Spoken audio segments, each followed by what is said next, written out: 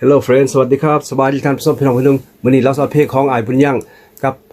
อ้ายแสงแก้วที่เป็นผู้เสพเพลงนี้แม่นชื่อหนุ่มรถเมล์อกหักมาแล้วพี่น้อง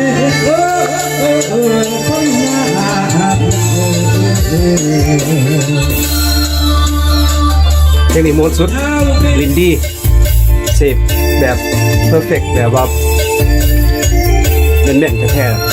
ผู้ครองเลยครับแน่นอนเสียงออกดีมีลูกข้ออ้ายบุญยังสองอ้ายนี่ดูอาจารย์ก็สองคนหนึ่งร้องเพลงกับดูอาจารย์เป็นคีย์บอร์ดครบสุดดูอาจารย์ก็สองกับอันคำบอกคำนี้มาจากนักร้องผู้อื่น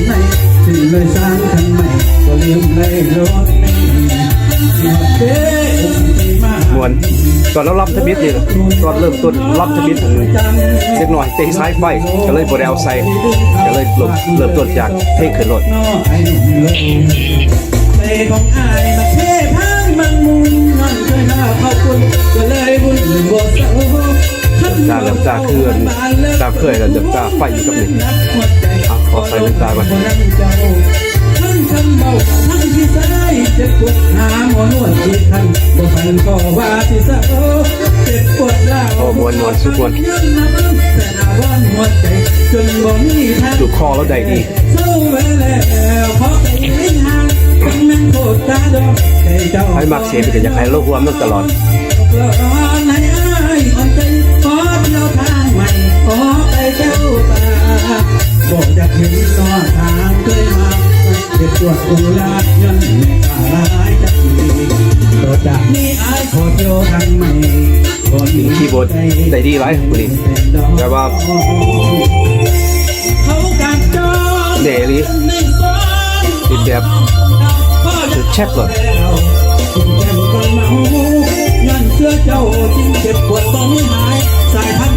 กับบนเป็นเพลงอัน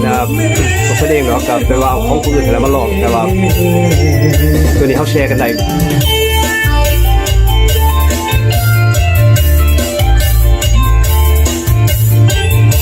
โอ้มวนมาเต้นแล้วพี่น้องเนอะวิดีโอตัวนี้จะร่วมกันเฮ็ดแหละตัวนึงแต่ว่าเสื้อทั้งนิดตัวนั้นตัวนี้เป็นชุดที่6ไม่มาเฮ็ดใหม่อีกเริ่มต้นเสื้อทั้งนิดได้เฮ็ดเพลงนี่แต่ว่ามันบ่เข้าปานใดเสียงบ่เข้าปานใดหวังว่าตัวนี้เสียงดีกว่าเก่า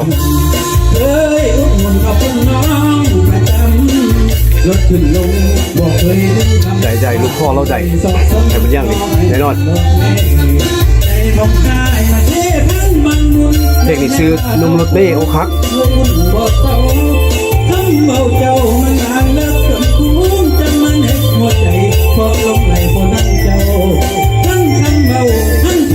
เจ็บปวดหาหมอนวดที่คันบ่พันก็ว่าที่เสือ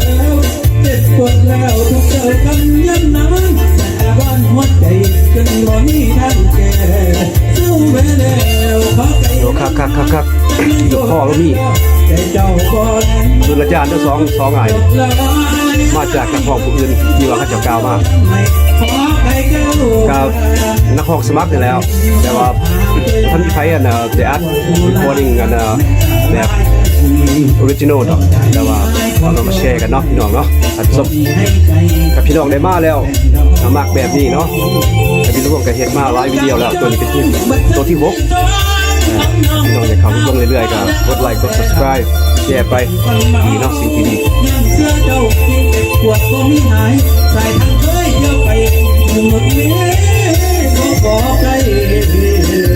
เดี๋ยวบ่ได้พยายามได้กับมวน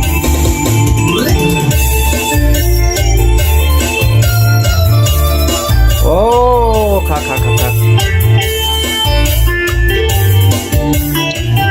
เราคือมีเวลาจะเท่านี้แล้วมื้อนี้มีตัวใหม่สุดใหม่พี่น้องได้เข้ามาแล้วก็กดไลค์กดแชร์กด subscribe แล้วก็อยากเบิ่งตัวใหม่ก็มีขึ้นมาอยู่ในsuggestion บาร์อยู่ทั้งเทิงกันคลิกไปเบิ่งโหลดโอ้มื้อนี้จังได๋ล่ะหนาวบ่หรือว่าจังได๋เว้ายากมื้อนี้โอเคเอาเท่านี้แล้วพี่น้องท่านผู้ชมพบกันใหม่ขอบใจหลายสวัสดีบ๊ายบาย